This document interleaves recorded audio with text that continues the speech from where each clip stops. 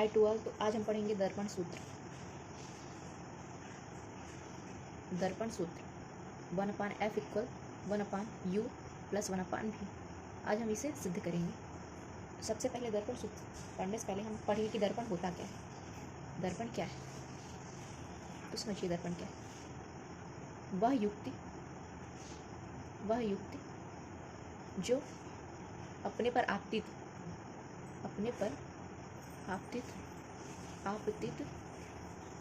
संपूर्ण प्रकाश को परावर्तित कर देती है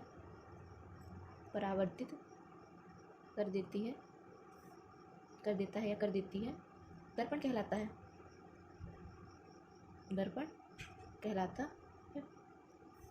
दर्पण मुख्यतः 3 प्रकार के होते हैं। दर्पण मुख्यतः 3 प्रकार के होते हैं। सबसे पहले समतल दर्पण, दूसरा होता है आपका गोली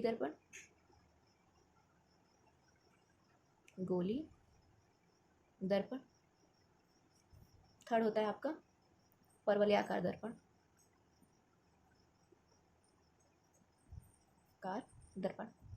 अब समझते हैं कि समतल दर्पण होता क्या है। वह दर्पण जिसका परावर्तक पृष्ठ समतल होता है। जैसे इसका परावर्तक पृष्ठ कैसा है, समतल, तो ये कैसा दर्पण हो गया, समतल दर्पण हो गया। अब हम पढ़ेंगे गोली दर्पण क्या होता है। वह दर्पण जिसका परावर्तक पृष्ठ कैसा हो, गोली हो। ये देखिए इसका परावर्तक पृष्ठ कैसा है, गोली है, तो ये कैसा दर्पण हो गया, गोली दर्पण। परवलयाकार दर्पण क्या है, वह दर्पण जिसका परावर्तक पृष्ठ कैसा हो, परवलयाकार हो, उसे क्या कहेंगे हम, उसे हम परवलयाकार दर्पण कहेंगे। आपने समझा दर्पण कितने प्रकार के होते हैं, समतल दर्पण, गोली दर्पण, परवलयाकार दर्पण। अब एक गोली दर्पण के मुख्यतः 2 प्रकार होते हैं। तो हम लिखते हैं गोली दर्पण के मुख्यतः कौन से 2 प्रकार होते हैं। पहला होता है अवतल दर्पण और दूसरा हो जाएगा आपका उत्तल दर्पण। अवतल दर्पण किसे कहते हैं, वह दर्पण जिसका परावर्तक पृष्ठ कैसा हो, दबा हुआ हो। ये देखिए ये दबा है। वह दर्पण जिसका परावर्तक पृष्ठ कैसा हो, वह दर्पण जिसका परावर्तक पृष्ठ दबा हुआ, तो इसे हम क्या कहेंगे, अवतल दर्पण। उत्तल दर्पण किसे कहते हैं, वह दर्पण जिसका परावर्तक पृष्ठ उभरा हुआ हो, वह उत्तल दर्पण कहलाता है।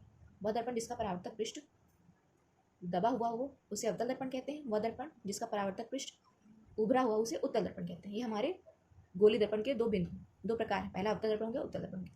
अब हम अवतल दर्पण की सहायता से ही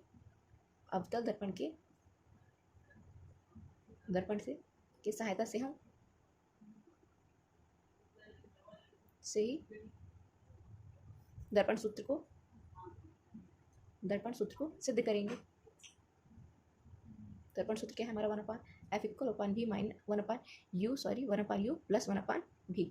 ये हमारा हो गया दर्पण सूत्र। अवतल दर्पण की सहायता से हमें सिद्ध करना है। तो सर्वप्रथम हम क्या करेंगे, सबसे पहले हम फिगर बनाएंगे, अवतल दर्पण बनाएंगे। ये हमारा अवतल दर्पण कैसा होता है, जिसका परावर्तक पृष्ठ कैसा हो, दबा हुआ। इसका परावर्तक पृष्ठ कैसा है, दबा हुआ। तो हम यहाँ पे m डाल देंगे, यहाँ पे n डाल देंगे, और बीच में हमारा क्या रहता है, ध्रुव P। अब ध्रुव P से हम एक मुख्य अक्ष खींचेंगे। मुख्य अक्ष यहाँ पे क्या हो जाएगा, फोकस।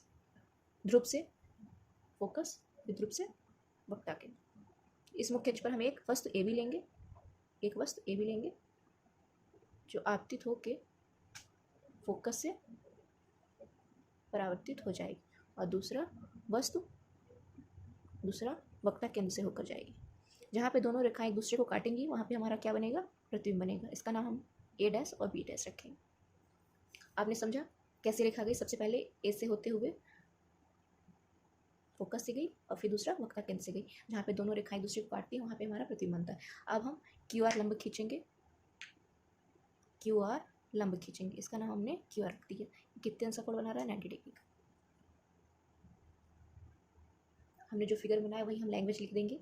लिखेंगे माना MPN एक अवतल दर्पण है जिसका ध्रुव P फोकस केंद्र देखिए फोकस केंद्र क्या है F एवं वक्रता केंद्र क्या है C है, वक्रता केंद्र C है। हमने इतना लिख दिया। अब हम क्या लिए हैं, मुख्य अक्ष पर AB एक वस्तु स्थित है, मुख्य अक्ष पर AB एक वस्तु स्थित है, जिसका प्रतिबिंब A डैश B डैश पर बनता है, जिसका प्रतिबिंब A डैश B डैश पर बनता है। ये बन रहा है A डैश B डैश पर बनता है। क्या हमने बोला, माना एम्पियन एक अवतल दर्पण है जिसका ध्रुव P फोकस केंद्र F एवं वक्रता केंद्र क्या है C है। मुख्य अक्ष पर AB एक वस्तु स्थित है जिसका प्रतिबिंब A डैश B डैश पर बनता है। मुख्य अक्ष पर लिखेंगे बिंदु Q से, ये बिंदु हमारा Q है, मुख्य अक्ष पर QR लंब खींचा। इतना आपको समझ में आया। अब हम बताएंगे जहाँ आप देखिए, जहाँ इस दर्पण से वस्तु की दूरी कितनी है, लिखेंगे जहाँ दर्पण से वस्तु की दूरी देखिए कितनी है, P से लेके V, मतलब P बराबर कितना दिया है आपका -U। ये हमारी दर्पण से वस्तु की दूरी होगी। फिर हम क्या बताएंगे, फोकस केंद्र। देखिए फोकस केंद्र क्या है हमारा, फोकस केंद्र PF, यह बराबर क्या हो जाएगा हमारा -F। फिर दर्पण से हम लिखेंगे, दर्पण से प्रतिबिंब की दूरी PV डैश बराबर क्या हो जाएगा आपका, PV डैश बराबर क्या हो जाएगा आपका -V। और वक्रता केंद्र PC, P से लेके C, ये P से लेके C की दूरी कितनी हो जाएगी -2F। PC बराबर क्या हो जाएगा -2F, या इसे हम -R भी कह सकते हैं, -2F -R, इसकी दो वैल्यू होती है। अब हम लेंगे त्रिभुज। कौन सा त्रिभुज लेंगे, सबसे पहले त्रिभुज लेंगे ABC और दूसरा त्रिभुज क्या लेंगे A dash B dash C। लिखिए अब त्रिभुज ABC व त्रिभुज A dash B dash C। देखिए एंगल B डैश, कोण B डैश 90 डिग्री का है, ये भी 90 अंश का कोण बना रहा है, ये भी 90 अंश का कोण बना रहा है। तो हम लिख सकते हैं एंगल B बराबर क्या हो जाएगा आपका, एंगल B डैश क्या लिखेंगे, प्रत्येक 90 डिग्री है। अब देखिए ABC A dash B dash C दोनों में C आ रहा है, तो C हमारा कैसा हो जाएगा, शीर्षाभिमुख कोण। हम लिखेंगे यहाँ पे एंगल C बराबर एंगल C शीर्षाभिमुख कोण, क्या लिखेंगे, शीर्षाभिमुख कोण। आपको ये पता है कि अगर किसी त्रिभुज की दो भुजाएं बराबर हों तो वे त्रिभुज कैसे हो जाते हैं, वे त्रिभुज एक दूसरे के समरूप हो जाते हैं। तो हम क्या लिखेंगे त्रिभुज ABC समरूप है किसके, त्रिभुज A dash B dash C के। कैसे, एंगल समरूपता से। जब दो त्रिभुज एक दूसरे के समीप हो गए तो क्या हो जाएंगे, भुजाएं इनकी एक दूसरे के बराबर हो जाएंगे। AB बराबर क्या हो जाएगा, AB upon A dash B dash बराबर हो जाएगा BC अपान B डैश C के। इसको हम समीकरण फर्स्ट डालते हैं। अब हम पुनः दूसरा त्रिभुज लेंगे। अब देखिए कौन सा त्रिभुज लेंगे, हम इसमें लेंगे QRF और दूसरा त्रिभुज क्या लेंगे, A dash B dash F। पहला त्रिभुज क्या लिए, QRF और दूसरा लिए QA dash B dash F। तो लिखिए क्या लिखेंगे आप, पुनः त्रिभुज QRF व त्रिभुज A dash B dash F में देखिए इसमें क्या क्या बराबर है, कौन सी आपके दो कोण बराबर है। देखिए एंगल B डैश और एंगल R, ये दोनों 90 डिग्री एंगल बना रहे हैं। ये देखिए यहाँ पे 90 डिग्री और एक यहाँ पे 90 डिग्री, ये दोनों 90 डिग्री के एंगल बना रहे हैं। तो हम क्या लिखेंगे, एंगल R बराबर है एंगल B डैश के, क्यों, प्रत्येक 90 डिग्री है। फिर हम क्या लिखेंगे, देखिए QRF, F इसमें भी आ रहा है, A dash B dash F इसमें भी F आ रहा है। हम क्या लिखेंगे, एंगल F बराबर एंगल F। ये कैसे कोण हो गए, शीर्षाभिमुख कोण। जैसा कि आप जानते हैं कि अगर किसी त्रिभुज के दो कोण बराबर हो तो वे त्रिभुज कैसे होते हैं, एक दूसरे के समरूप। तो आप लिख देंगे अतः त्रिभुज QRF समरूप है किसके, त्रिभुज A dash B dash F के। कैसे? एंगल एंगल समरूपता से, तो लिख दीजिए समरूपता से। तो हमारा क्या हो जाएगा? Q R upon A dash B dash किसके बराबर हो जाएगा? R F upon B dash F के। देखिए यहाँ पे क्यू आर, जहाँ लिखिए जहाँ क्यू आर बराबर है किसके? ए बी के। आयत की सम्मुख भुजाएं बराबर होती हैं, आयत की सम्मुख भुजाएं क्या होती हैं? बराबर होती हैं। देखिए हमने कैसे कर दिया, ये देखिए ये क्यू आर है और ये ए बी है, ये आयत बना रहे हैं, यहाँ से यहाँ तक देखिए आयत बना रहे हैं, तो ये क्यू आर किसके बराबर हो जाएगा? ए बी, क्योंकि आपने पढ़ा है कि आयत की जो सम्मुख भुजाएं होती हैं वो एक दूसरे के बराबर होती है, हमने वही कर दिया। क्यू आर बराबर हमने क्या कर दिया? A B. सेकेंड पॉइंट क्या करेंगे? जब दर्पण का द्वारक छोटा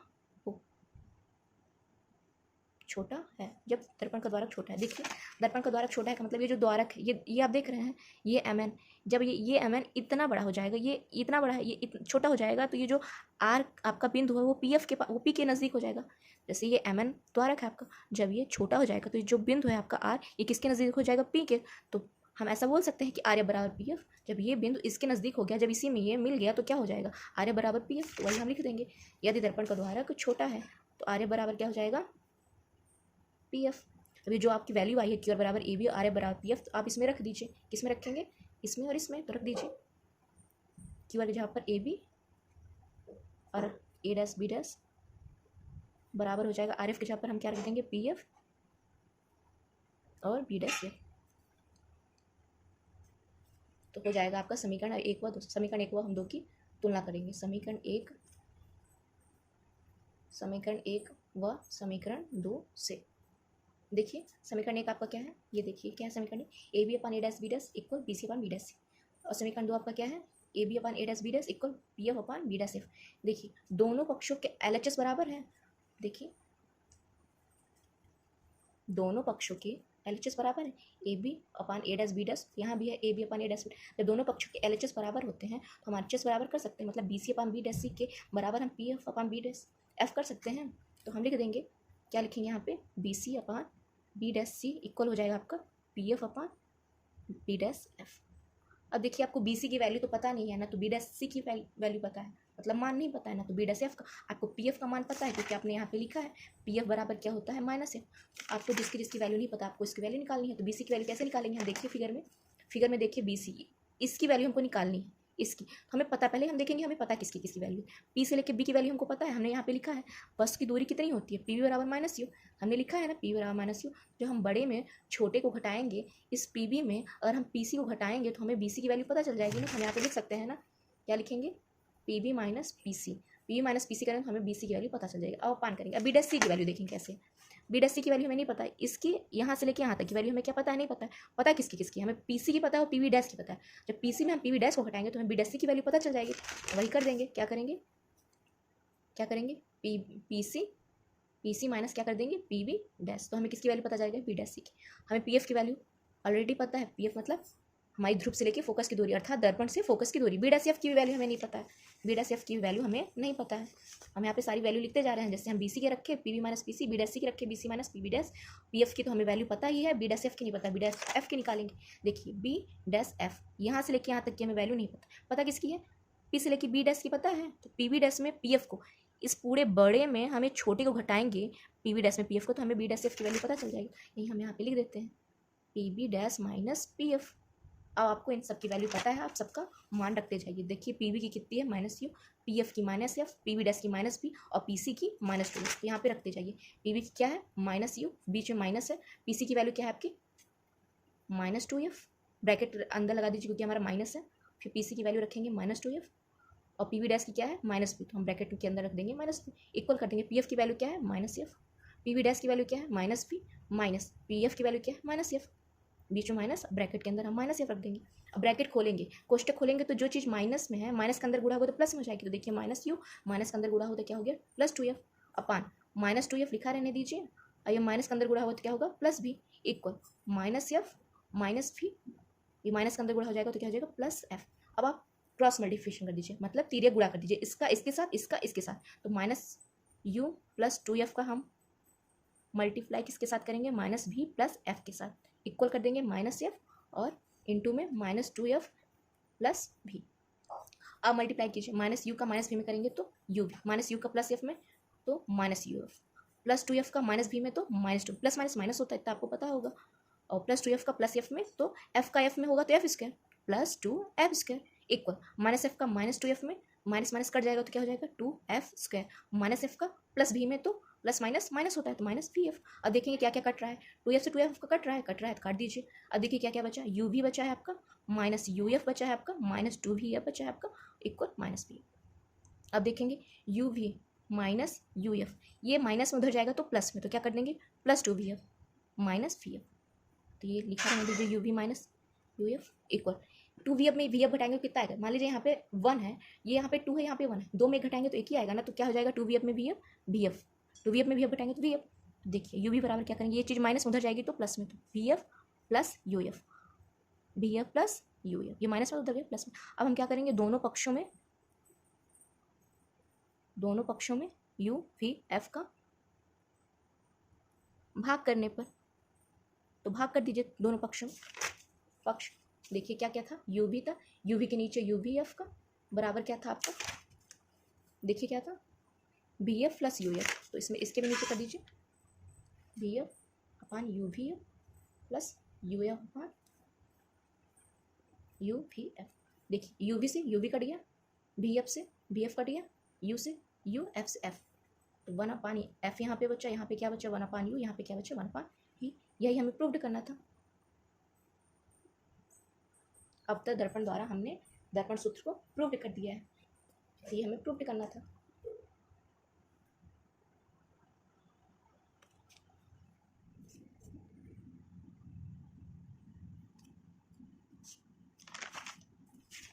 अगर आपको समझ में आया हो तो आप स्क्रीनशॉट ले सकते हैं।